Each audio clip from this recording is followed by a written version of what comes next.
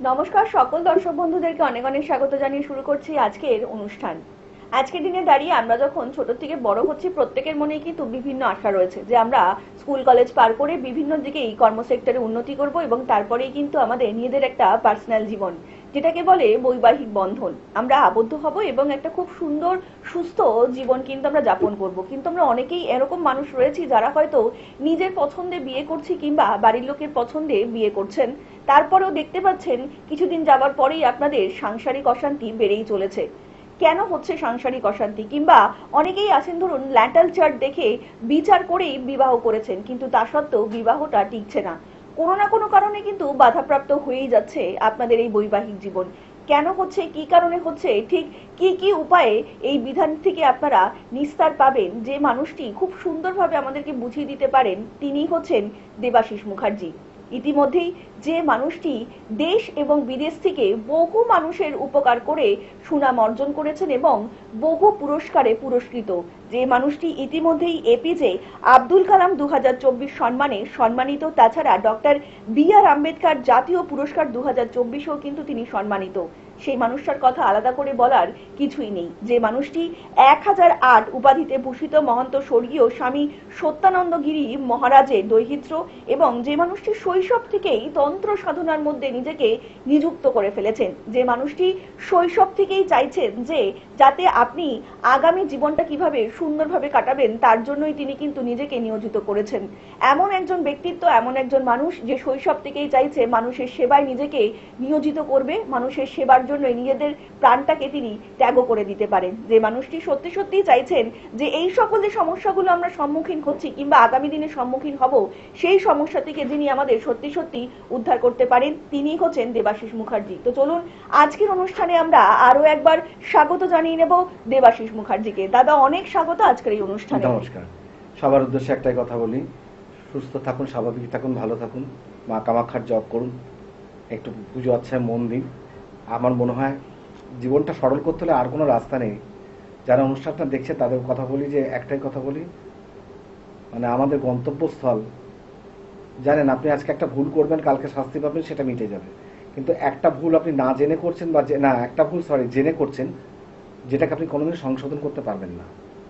আপনি জানেন, কিন্তু আপনি না, আমিও জানি, আপনিও জানেন, পৃথিবীর সবাই জানে যে আমরা কোনটা কোন পথে কি কি ভুল করছি, কিন্তু সেই ভুলটাকে সংশোধনও করতে পারবো না, আর সেই ভুলটাকে আমরা পিছাতেও পারবো না। কিন্তু আমাদেরকে আবার কালকে করতে হবে সেই ভুলটা। আপনারা কেউ যদি জানেন আমাকে বলতে পারবেন কোন ভুল করছি? পারবেন না। কেন? অতদূর সিক্স সেন্স আপনাদের যাবে না। আমি যেটা মনে করি, মানে আমার যেটা ধারণা, আমি যখন অধ্যয়ন করি, প্রচুর বই পড়াশোনা করেছি, তো অনেক ঘেটেছি, তো সেই ভুলটা হচ্ছে আমরা জীবনে জেনে শুনে একটা একটা করে দিন মৃত্যুর দিকে এগিয়ে যাচ্ছে, যেটাকে আমরা ঠেকাতে পারছি না। আমরা পুনরায় রিভার্স আমরা যেতে পারছি না, আমাদেরকে ফরওয়ার্ডে আগে যেতে হচ্ছে, আমাদেরকে শেষ নিয়ে যাচ্ছে কিন্তু সেই শ্মশান চুগলিগড়ের দিকে, একটা একটা একটা একটা করে দিন। এটাকে ভুল বলুন আর চিন্তাভাবনা বলুন, এটাকে আপনি হাজার চেষ্টা করলেও আপনার ক্ষমতা নেই, আপনি আটকাবেন। আমিও পারবো না, ঠাকুর শ্রীরাম ও কৃষ্ণদেব উনিও পারেননি, আমার দাদু 1008 মহন্ত সত্যানন্দ গিরি মহারাজও পারেননি। সুতরাং এটা হচ্ছে চির সত্য কথা। আর যেটাও বললো যে ফার্টাল চ্যাট যখন করা হয়, যখন দেখা যায় যে জটক বিচারের মধ্যে করে বিয়ে শাদী করেছে, তাদের 6 মাস 1 বছর পরে বিয়ের জায়গাটা ভেঙে যাচ্ছে। আমি যে কথা বলি একটু শুনুন ভালো করে, আমি একটু স্ট্রেট কাট বলতে ভালোবাসি। প্রথম কথা হচ্ছে যে যখন দেখাতে এসেছিলেন, সেটা কি 15 বছর প্রেম করার পরে না শুরুতেই? এটা হচ্ছে 1 নম্বর। আর দ্বিতীয় হচ্ছে পিড়িতে মজেছে মন, কে মুচি আর কে ডোম। এমন মেয়ের পছন্দ হলো বা এমন ছেলে পছন্দ হলো, মা বাবার কথা শোনায় দরকারই পড়লো না। তৃতীয় কথা হচ্ছে যখন আপনার অ্যানালাইসিস করা হচ্ছে, জটক বিচার চার্ট যখন তৈরি করা হচ্ছে, চার্টের মধ্যে যখন গণসমূহের অ্যানালাইসিস করা হচ্ছে, তখন যদি দেখা যায় যে একটা হস্তি বংশ, একটা হরিণ বংশ যদি হয়, তাতে আপনি একটা চিন্তা করুন, একটা হাতির সঙ্গে একটা হাতির জলহস্তি লড়াই করতে পারে, কিন্তু একটা হরিণ কি পারবে? হরিণকে চারটা করে মেরে দেবে। তা সেই জায়গার মধ্যে তার দুজনের রাশিটা কি, দুজনের নক্ষত্রটা কি, নক্ষত্র কত কত ডিগ্রিতে রয়েছে, সেগুলো এই ফাটাল যে চ্যাটটা এই চার্ট কিন্তু সবাই তৈরি করতে পারে না। কেন? এই তৈরি করা ভীষণ ক্রিটিক্যাল। ইনস্ট্যান্টলি আজকের ডেটে যেটা হয়েছে কি জানেন, মানে যেহেতু আসলো ফিস দিয়ে দেখালো, আপনি একটু দেখে বলে দিন না কেন, সেরকমই আজকের দিনে অ্যাস্ট্রোলজাররা কি করবে? আর যখন টাইম দেবে না, 10 মিনিটে দেখে যা দেখার বলে দিল, হ্যাঁ ঠিক আছে ঠিক আছে, ব্যাস বিয়ে করলো, ডিভোর্স হয়ে গেল। আর সেই অ্যাস্ট্রোলজারকে থোড়ি না যাবে যে কেন ডিভোর্স হলো, তখন তো আপনি ওই ডিভোর্সের ঝামেলা নিয়ে ব্যস্ত থাকবেন। আর সেই অ্যাস্ট্রোলজারকে তো দোষ দেবো কেন আমি? তার কারণ হচ্ছে একটা প্রকৃত অ্যাস্ট্রোলজারকে গেলে এই চার্টটা দিয়ে আসলে তাকে টাইম দিতে হবে একটু, কারণ একটা এই অঙ্কটা না, স্প্যানটা কিন্তু এত বড়, আপনি কিন্তু এইটুকু টাইমের মধ্যে চাইছেন, এইটুকু স্প্যানটা আপনি না দেন, স্প্যানটা দিতে গেলে আপনাকে অন্তত এক সপ্তাহ টাইম দিতে হবে।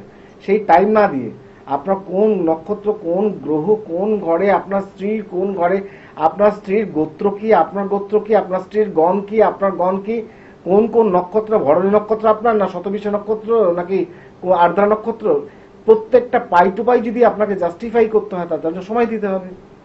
আর সেই সময় না দিয়ে অনেকে আসেন, আমি দেখুন আমি কিন্তু অ্যাকচুয়াল জটক বিচার করি না, কেন জানেন? এই অনেকে অ্যাকচুয়াল মানে দেখেছি আমি লক্ষ্য করে, বিরক্ত হয়ে ছেড়ে দিয়েছি আমি।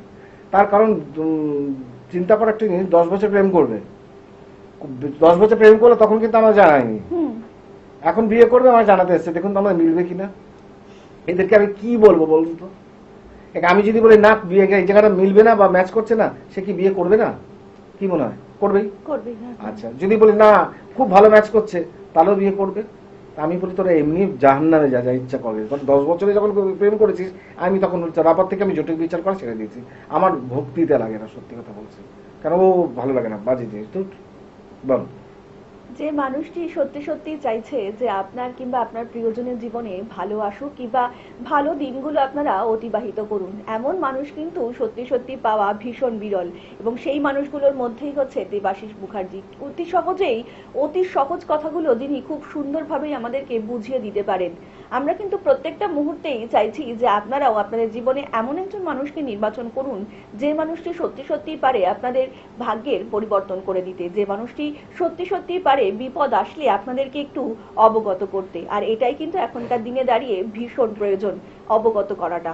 কারণ আমরা কিন্তু অনেকেই চাই না যে আপনার ভালো হোক, কিংবা আপনার পারিপার্শ্বিকে এমন অনেক মানুষ রয়েছে তারাও হয়তো চাইছে না যাতে আপনার ভালো হোক, কিন্তু আপনার ভালো হোক যে মানুষটা প্রত্যেকটা সময় চাইছে তিনি হচ্ছেন দেবাশিস মুখার্জি। যারা ইতিমধ্যে দাদাকে দেখিয়েছেন তারা তো প্রত্যেকেই জানেন, এবং যারা এখনো সমস্যায় রয়েছেন, কোথায় গেলে সমাধান খুঁজে পাবেন বুঝে উঠতে পারছেন না, তারা কিন্তু অবশ্যই যোগাযোগ করতে পারেন। এবং যে সকল দর্শক বন্ধুরা এই মুহূর্তে দূর থেকে অনুষ্ঠানটি দেখছেন তারাও কিন্তু অবশ্যই যোগাযোগ করতে পারেন। তার জন্য আপনাদেরকে ডায়াল করতে হবে 8334926072 নাম্বারে। আপনাদেরকে একটা বিনীত অনুরোধ, সেটা হচ্ছে যারা দাদাকে দেখাতে চাইছেন তারা কিন্তু অবশ্যই অন্তত 3 দিন আগে বুকিং করবেন, কারণ দাদা কিন্তু ভীষণ ব্যস্ত থাকেন। প্রত্যেকটা মুহূর্তেই কিন্তু আপনাদের জন্য বিভিন্ন চেম্বারে দৌড়ে যাচ্ছেন, কখন কোথায় থাকছেন দাদা কিন্তু কিছুতেই বলে উঠতে পারছেন না। কারণ প্রত্যেকটা মানুষকেই তো দরকার দাদার, কারণ প্রত্যেকটা মানুষের ভালো করার জন্যই তো দেবাশিস মুখার্জি। তাই 3 দিন আগে অবশ্যই বুকিং করবেন। তাছাড়া দাদাকে কিন্তু আপনারা পেয়ে যাচ্ছেন শোভাবাজারে 1/1 জগবন্ধু মধুক রোড, শোভাবাজার সুতানুটিতে, সেখানে দাদা চেম্বার রয়েছে। তাছাড়া পাচ্ছেন মুম্বাই, ব্যাঙ্গালোর, দিল্লি, গৌহাটি এবং বাংলাদেশে। বুঝতেই পাচ্ছেন যে মানুষটি এত জায়গায় দৌড়ে যাচ্ছে, লাখো লাখো মানুষ যে মানুষটার কাছে শুধুমাত্র আসছে যে নিজেদের সমস্যার সমাধান করতে, সেই মানুষটার সান্নিধ্য পাওয়া কিন্তু সত্যিই ভাগ্যের ব্যাপার। এবার আপনি ডিসাইড করবেন যে আপনি সমস্যা নিয়ে বাড়িতে বসে থাকবেন, নাকি আরেকটু নিজেকে সমৃদ্ধ করবেন, নিজের জীবনকে একটু উন্নতির দিকে এগিয়ে নিয়ে যাবেন। সেটা কিন্তু সম্পূর্ণভাবে আপনার উপরেই নির্ভর করছে। এবং আপনি যদি সত্যি সত্যি একজন দায়িত্ববান নাগরিক হন, তাহলে কিন্তু অবশ্যই চাইবেন যে আপনার কিংবা আপনার প্রিয়জনের জীবনে একটি ভালো, তার জন্যই কিন্তু আপনাকে যোগাযোগ করতে হবে দেবাশিস মুখার্জির সঙ্গে।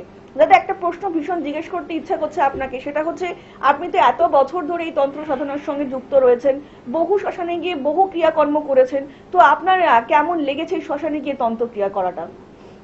শ্মশান টশানে না ঢোকাই ভালো না? এসব ইন্টারেস্টেড তোমাদের মতো মেয়েদের মতো কেন আছে জানি না। শ্মশান তো না, ওটা হচ্ছে কি আর বলবো, মহা শ্মশান।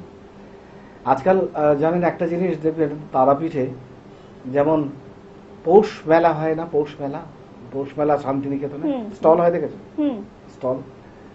তো পৌষ মেলাতে যে স্টল হয়, ওখানে এখানে একটা কাঠ পিস বিক্রি হচ্ছে, ওখানে একটা কাঠ পিস বিক্রি হচ্ছে, ওখানে একটা কাঠ পিস, টুকরো টুকরো টুকরো স্টল হয়। এখন তারাপীঠে টুকরো টুকরো স্টল হয়েছে তান্ত্রিকদের, এই স্টলে হোম করবে, ওই স্টলে হোম করবে, এই স্টলে হোম করবে, ওই স্টলে হোম করবে। এবার তারাপীঠে আমি আগে হোম করতাম, আগে যেতাম, আগে মায়ের পাদপদ্মের ওখানে বসেই করতাম, সেই দিনটা ছিল আলাদা। মানে তখন যদি হোম করতাম না, মানে মনটা শান্তি হতো, চুপচাপ নিস্তব্ধ নিবিড় হোম করতাম। তখন কিন্তু আমি মায়ের কাছ থেকে অনেক আশীর্বাদ প্রাপ্ত হয়েছিলাম। আজও মা তারার আশীর্বাদ প্রাপ্ত হই আমি, কিন্তু এখন আমার তারাপীঠ যেতে মন চায় না। যাই মানে খুব রেয়ার, কারণ যাই জানে না, এখন আর মায়ের কাছে কিছু চাইতে যাই না। মাকে খালি বলতে চাই, মা তুমি কেমন আছো, তোমাকে দেখতে এলাম একটু, মানে উনি কেমন আছে।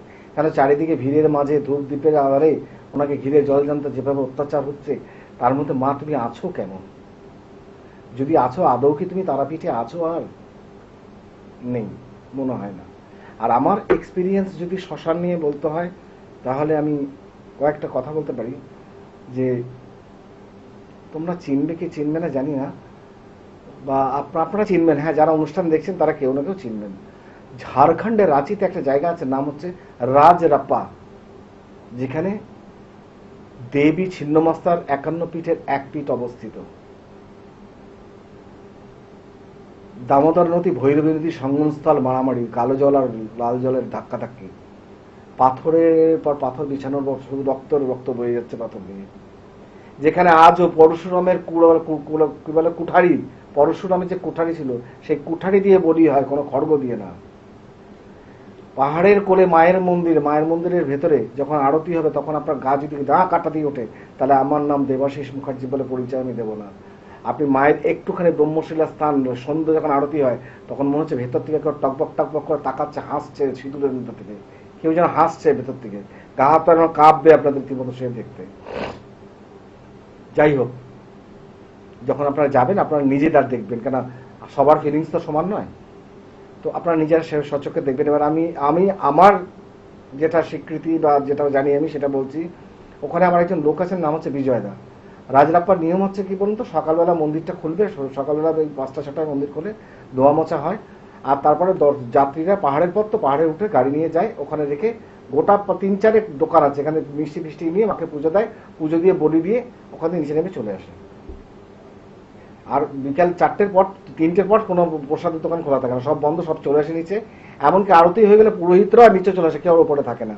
কেন ওখানে কথিত আছে রাত্রে কংসাবতী নদী আর এই ভৈরবী নদী আর ওই দামোদর নদী, এই দুজনের জল ধাক্কা মেরে নাকি মায়ের মন্দিরকে ধাক্কা মারতে চায়। সেই সময় নাকি মা ওখানে মানে আবির্ভূত হতে পারেন কোনো কোনো সময়, সেই ভয়েতে কেউ যায় না। আর আমার কপালে পড়েছিল এমন একটা অর্ডার, মানে কেউ করেছিলেন আমাকে, কেন আমি বড় বড় সাধকের হাতে পড়েছিলাম। আমার দাদুর গুরু ভাই, আর জানেন আমার দাদুর গুরুদেবকে, আমার দাদুরও কিন্তু গুরুদেব ছিলেন। আমার দাদুর গুরুদেব হচ্ছে, আপনারা জানি না কতটা গুরুত্ব দেবেন, আমার কাছে তো গুরুত্বপূর্ণ বেশি। আপনারা গুরু নানকের নাম শুনেছো? গুরু নানক জানো, নাম শুনেছো? একদম একদম। গুরু নানকের বড় ছেলে হচ্ছে শ্রী বাহেগুরু, তিনি হচ্ছে আমার দাদু গুরুদেব ছিলেন, শ্রী বাহেগুরু। তাহলে কোন ঘরানা আমাদের বা কোন বংশ পরম্পরা আমাদের একটু আশা করি বুঝতে পারছেন। যাই হোক, আমি এত বংশ নিয়ে আপনাদেরকে সময় ধ্বংস করব না। এবার আমাকে মানে আমার দাদুর আরেক গুরু ভাই, নট গুরুদেব, গুরু ভাই, উনিও 1008 মহন্ত ছিলেন, গোদাবরী গিরি মহারাজ। ওনার একটা মানুষ ছিল যার একটা খুব সিরিয়াস অবস্থা ছিল, ওনার দরকার হচ্ছে ছিন্নমস্তা পুজো। তা আমাকে যেভাবে যেটা করতে বলেছে, আমি তখন বললাম যে, ওনাকে বললাম যে বাবা পুজোটা তো আমি করে দেবো, কিন্তু পুজোটা করতে হলে তো আমাকে একদিন আগে নিজেকে সাত্ত্বিক করতে হলে সে পুরো রাত হোম করতে হবে, আমাকে নিজেকে সেই পুরো স্ট্রাগল করে আমাকে নিজেকে তৈরি করে দিতে হবে, তবে তো আমি পুজো হাত দিতে পারবো। মানে এটা নয় কি আপনি ইচ্ছা করলে পুজো করতে পারবেন, আপনি পুজো করার আপনি নিজেকে তৈরি করুন আগে, তারপর আপনি পুজোয় হাত দিন, তবে সে পুজো সিদ্ধ হবে, তবে সেই ফুলটা মানুষের কাজে পড়বে। আপনি জানেন তো একটা ফুল কোথায় কোথায় জায়গা পায়? একটা জবা ফুল কিন্তু সব জায়গায় জায়গা পায় না। একটা জবা ফুল কোথায় যায়? একটা রাজার মুকুটে যায়, আর নয়তো মায়ের পায়ের তলায় চলে যায়, অনেকে দেখবেন জুতো পাড়িয়ে চলে যাচ্ছে, আবার কোনো ফুলটা রাজার মুকুটে গিয়েও স্থান পাচ্ছে। সুতরাং এইটা নয় যে আপনি ফুল ফেলে পুজো করলেন বলে মানুষের উপকার হয়ে গেল। আমি গাছটা কিনুন সেটা পরিচয় পেলাম না, ফুল দিয়ে কি হবে? মেবি। এবার বিজয়দাকে বললাম, গেলাম ওখানে, বললো তুমি যেটা ভালো বুঝে করো। গেলাম, সব কাঠ ফাট তো কিনে নিয়ে যেতে হয়েছে, 3-4 জন 5 জনকে নিয়ে গেছিলাম। বিজয়দাকে বললাম, বিজয়দা আমাকে একটুখানি হেল্প করতে হবে, আমি রাত্রিবেলা একটুখানি এখানে আমার একটু কাজ আছে, আমাকে রাত্রিটা ছেড়ে দিতে হবে। লোকটা না আমার থেকে থ করে তাকিয়ে বলছে, পাগল, তুমি কি পাগল? কেন 5টার পরে 6টার পরে এখানে কেউ থাকার, 2-3টে একটা কুকুর থাকে কিনা সন্দেহ, আর এখানে তুমি রাত্রিবেলা একা হোম করবে, আর এই রাত্রিরে এই জলের আওয়াজে মানে আমরা নিচ অব্দি ঘুমাতে পারি না আওয়াজে। বিজয় দা কিছু করার নেই, হোম তো আমাকে করতে হবে। কেন, যে পথে আমি এগিয়েছি আমার পথ এখানে শেষ না, যদি শেষ হয় তো এখানেই শেষ হয়ে যাবে, কিন্তু আমাকে করতে হবে। অলরেডি আমি দেখো পেছনে দেখো সব কাঠ ফাট সব ক্যারি করে উপরে তুলে নিয়ে এসেছি। বলো আমার, তুমি তো আমার এখানে অবস্থা খারাপ করে দেবে, মন্দিরের একজন পূজারী, তো আমাকে এখান থেকে বের করে দেবে সবাই। আমি তুমি কথা বলো, যে তুমি কথা বলো, আমাকে হোম না করলে পরের দিন সকালে আমি কাজ করতে পারবো না। একটা মানুষ যদি প্রাণে চলে যায় সেটা দরকার আগে না, আগে আমাদের ঐতিহ্যটা দরকার। তুমি একটা কাগজ কলমে রেখে দিচ্ছে, আমার যদি কিছু হয় তো এখানে কার কোনো দায় দায়িত্ব নেই, আমি নিজে স্বেচ্ছায় আমার মৃত্যুবরণ করলাম, বলে লিখে দাও, আমি তাও লিখে দিয়েছি। মানে পরিবেশটা ক্যান ইউ ফিলিং, মানে ফিল করতে পারছো যে 4টে-5টার পর কি হয়? ওই ভৈরবী নদী, দামোদর নদী, দুটো নদীর জল কালো মিশমিশে হচ্ছে ভৈরবী নদী, আর হলুদ জল হচ্ছে দামোদর নদী। দুটো নদীর জল পাহাড়ের ওদিকে, পাহাড়ের এবার মাঝখানে খালের জল, যে এই জল এদিকে যাচ্ছে, একে মারছে ওকে মারছে, এই দুটো জল ধাক্কা মারছে হচ্ছে ছিন্নমস্তার কোলে, মানে দেবী। আর ছিন্নমস্তা দেবীর নাম 3টে, একটা হচ্ছে প্রচন্ড চণ্ডিকা, একটা বজ্রবয় রয়েছে নিয়ে, আর একটা দেবী ছিন্নমস্তা। যাই হোক, আমাকে যখন রেখে এসেছে তখন বিজয়দা এত ভালোবাসতো, নিজের গামছা দিয়ে না আমার মুখটুকুলো মুছে দিয়েছে, বলছে বাবু তুমি কিন্তু ঠিকঠাক থাকবে, কোনো অসুবিধা হলে ফোন করবে। এখন ফোন তার দাও, তার দিয়ে জুড়ে নিয়ে যাও, তখন তো তার, তখন হচ্ছে তাও তো কথা, কি করব বলো, এখন আমাদের থাকার পারমিশন এখানে নেই। আমি তুমি যাও, আমি হোমটা তো করবো রে বাবা, আমি তার এখানে না উপদ্রব করবো না। অনেক দুশ্চিন্তা ভদ্রলোক, মানে ওনার মুখ চোখ দেখে মনে হলো অনেক দুশ্চিন্তা। আরতি হলো 6:20, সবাই নেমে গেল। তো আমি লাইটগুলো, অ্যাকচুয়াল কথা হচ্ছে উনি নেমে যাওয়া মানে মন্দির বন্ধ হয়ে যাবে না, লাইট অফ হয়ে যাওয়া। আমি নিয়ে গেছিলাম প্রায় 15 থেকে 20খানা মোটা মোটা মোমবাতি ধরিয়েছি, ধরিয়ে বসে বসে বসে নিজে প্ল্যানিং, কেউ থাকবে না তো, কেউ থাকতে পারবে না। এবার নিজের মতো নিজে কিন্তু বালি সাজিয়েছি, নিজের মতো নিজে কাঠ সাজিয়েছি। আর হোমের কাঠ সবসময় ট্রায়াঙ্গেল করে সাজাতে হয়, আজকের দিনে সব চৌকোভাবে সাজিয়ে দেয়, মানে কাঠ ফাট দিয়ে আগুন জ্বালিয়ে দিলে বাঁচে আর কি, কোনো রকমের সেই টায়ার পুড়িয়ে হোম হলো, আগুন জ্বললেই হলো। তো ট্রায়াঙ্গেল করে কাঠ করে হোমটা করতে হয়। তো হোমের থিকনেসটা, আমার কাঠটা ছিল 1.5 ফুট, এক একটা কাঠ এর বড় বড় সাইজ ছিল। তো হোমের মাটি থেকে থিকনেসটা ছিল মানে মোটামুটি 2 ফুট মতো ছিল হাইটে, এত লম্বা হোমের কাঠটা সাজানো হয়েছে। জব ছিল 1008 ছিন্নমস্তার জব। এইগুলো বীজ নট জব, বীজ আমি উচ্চারণ করে আমি জনসমকক্ষে আনতে পারবো না, এটা আমার দ্বারা সম্ভব না। যেগুলো বলা সেগুলো বলবো, কিন্তু সবকিছু বলা সম্ভব না। তো এবার যখন আমার বীজ শেষ হলো তখন বাজে প্রায় 12টা 12:15। এবার আমি নিজের গুরু জপ টপ করে সবকিছু সমস্ত কিছু করে এবার আমি হোমটা আরম্ভ করলাম, কারণ আমার 1008 হোম করতে হবে। তা বেলপাতা, কালো তিল আর ঘি দিয়ে, কিচ্ছু না। 1008 এক হাতে রুদ্রাক্ষের মালা আর এক হাতে ঘি দিয়ে হোমটা করেই যাচ্ছে। হঠাৎ কিছুক্ষণ বাদে, ঘন্টা 2 বাদে কোথা থেকে দুটো কুকুর ঘেউ মারামারি করে দুজনের মধ্যে লড়ে যাচ্ছে, মারামারি করছে। আমি জানি হয়তো এরা এখানেই ছিল, তাই করতে আবার চলে গেল কোথাও। হোম করছে আমার প্রায় 900 পেরিয়ে গেছে, এখন 1900 পেয়ে যাবে না, 108 মতো বাকি আছে, প্রায় এরকমই হবে, 800 850। সে মনে হচ্ছে সকাল হয়ে ভোর হয়ে আসছে। একজন যেমন মন্দির ঝাড় দেয়, একজন ভদ্রমহিলা মন্দির সব ঝাড় দিচ্ছে আস্তে আস্তে। তখন আমার হোমের শেষের দিকে, মানে তখনও শেষ হয়নি, মন্দির ঝাড়ফাট দিয়ে হোমের সামনে এসে দাঁড়িয়ে একটু দেখলো, দেখে সেও ভাবলো এ আবার কোন প্রাণী রে বাবা, এখানে সারা রাত ধরে কি করছে,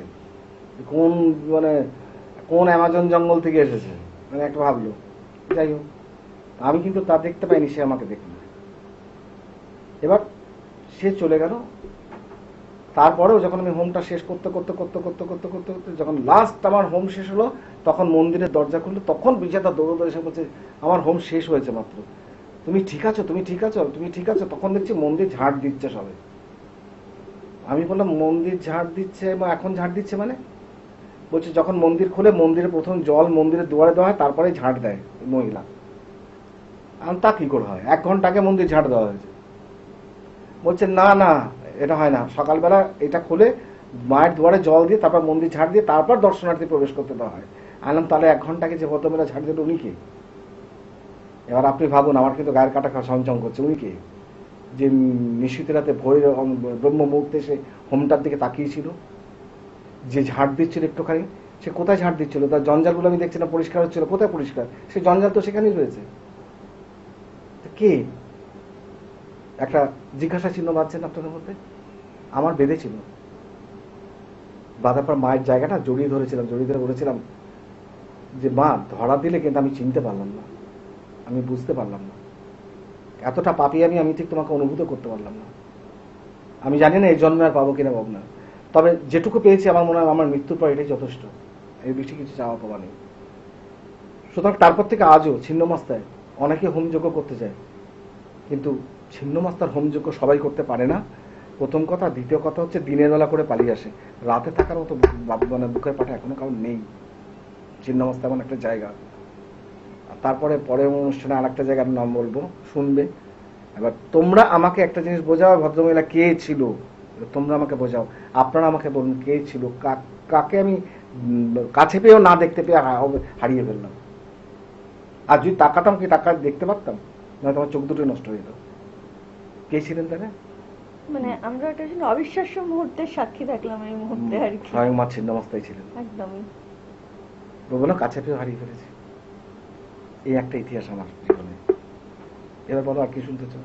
মানে একদমই দাদা, মানে এরকম ভাবে দেবতাদের দর্শন মানে সেই সময় শুনেছিলাম, মানে এখনকার দিনের মানুষও যে সত্যি সত্যি আমি এরকম তোমাকে ভাবে গ্যারান্টি যে- দিয়ে বলছি, এখনো ছিন্নমস্তা চলে যাক নাকি ওখানে বিজয় দা বলে পান্ডা চাওয়ার নাম করে জিজ্ঞেস করুক যে দেবাশিস দা এখানে হোম করেছিল, ওনার বাড়িতে ওনার ডিকশনারিতে লিখে রেখেছে ইতিহাসটা।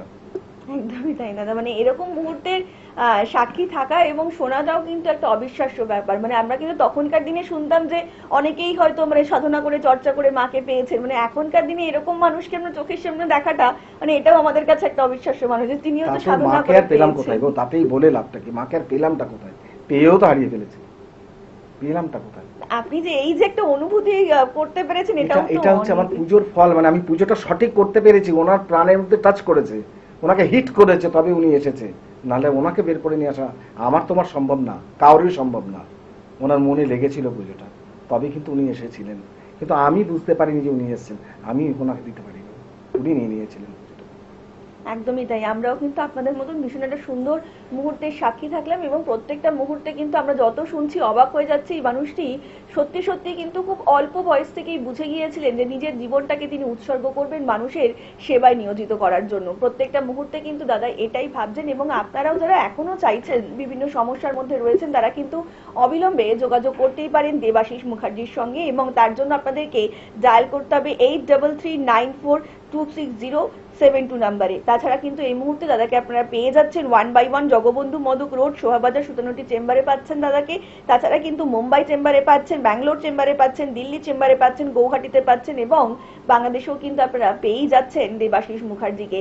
যারা দাদার সঙ্গে দেখা করতে চাইছেন, যারা দাদার কাছে সমস্যা নিয়ে আসতে চাইছেন এবং সমাধানের পথ খুঁজছেন, তারা কিন্তু অবশ্যই 3 দিন আগে বুকিং করবেন, কারণ যে মানুষটি সত্যি সত্যি এমন এক একজন ঘটনার সাক্ষী এবং যা শুনে কিন্তু আমাদের মনেও কিন্তু সত্যি সত্যি শিহরণ জাগছে যে সত্যিও আজকের দিনে সম্ভব যেরকম ঠাকুর দেবতার দর্শন পাওয়া, সান্নিধ্য পাওয়া কম কথা নয় কিন্তু। এবং যে মানুষটি সত্যি সত্যি যে দর্শন পাচ্ছেন এবং সান্নিধ্য পাচ্ছেন, সেই মানুষটির কথা কিন্তু আলাদা করে বলার কিছুই থাকে না, কারণ তার পুজো এবং মায়ের প্রতি তার যে ভক্তি কতটা অমলিন সেটা কিন্তু আমরা এই মধ্যে দিয়েই বুঝতে পারছি। দাদা আজকে কিন্তু সময় প্রায় একদমই শেষের দিকে, তো যাওয়ার আগে দর্শকদের যদি কিছু বলতে চান।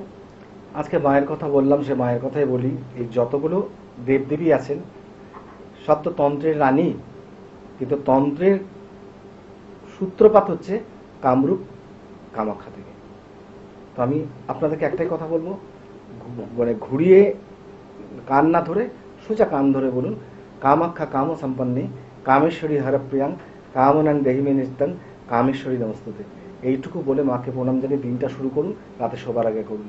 আমার মন বলছে আপনাদের দিনটা মা মঙ্গল করবেন, ভালো করবেন, কারণ ভালো থাকতে বাধ্য, ভালো থাকবেন, করে দেখুন। মনের মধ্যে যদি আপনাদের সত্যি সত্যি আস্থা এবং বিশ্বাস থাকে তাহলে সমস্যা নিয়ে আসুন এবং সমাধান নিয়ে ফিরে যান, এবং তার জন্যই কিন্তু দেবাশিস মুখার্জি। আজকের মতন অনুষ্ঠান কিন্তু আমাদের এখানেই শেষ করতে হচ্ছে এবং কথা দিয়ে যাচ্ছি আপনাদের সকলের সঙ্গে দেখা হবে আগামী পর্বে। সকলে অনেক ভালো থাকবেন, নমস্কার। নমস্কার।